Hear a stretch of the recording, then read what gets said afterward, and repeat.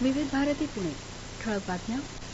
Olympic स्पर्धेसाठी पॅरिसला निघालेल्या भारतीय खेळाडूंशी पंतप्रधान नरेंद्र मोदी यांनी काल संवाद साधला. आपले खेळाडू सर्वोत्तम कामगिरी करतील आणि देशाला गौरव प्राप्त करून देतील असा विश्वास आपल्याला आहे. या खेळाडूंचा आजवरचा प्रवास आणि त्यांचं यश देशवासियांना नवी प्रेरणा देईल असं पंतप्रधानांनी समाज माध्यमावरील संदेशात म्हटलं आहे. 2015 मध्ये सुरू करण्यात आलेल्या स्मार्ट सिटी मिशनचा कालावधी पुढच्या वर्षी 31 मार्चपर्यंत वाढवण्यात आला आहे. देशात एकंदर 100 शहरांची या मिशन अंतर्गत निवड झाली असून यात राज्यातील पुणे आणि पिंपरी चिंचवडसह 10 शहरांचा समावेश आहे. इंग्रजी माध्यमातून शिक्षणाच्या दुराग्रहामुळे मायबोलीचं आणि स्थानिक भाषेचं नुकसान होत आहे. ही परिस्थिती बदलायची असेल तर मातृभाषेत शिक्षण देणं आवश्यक आहे असं मत प्रसिद्ध लेखक एस.एल. भैरप्पा यांनी काल पुण्यात व्यक्त केलं.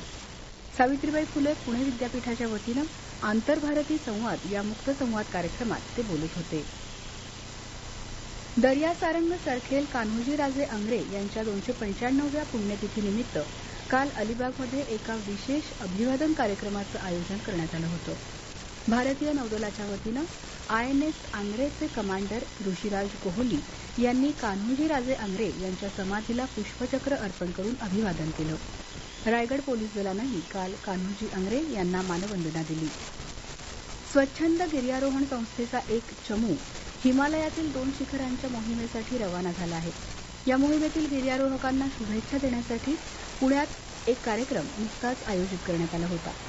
बर्फाच्छादित शिखरांच्या मोहिमेत सहभागी होताना प्रत्येक सदस्यानं तिथल्या भौगोलिक रचनांचा बारकाईने अभ्यास केला पाहिजे असा सल्ला ज्येष्ठ गिर्यारोहक डॉक्टर सुमित मानले यांनी यावेळी दिला.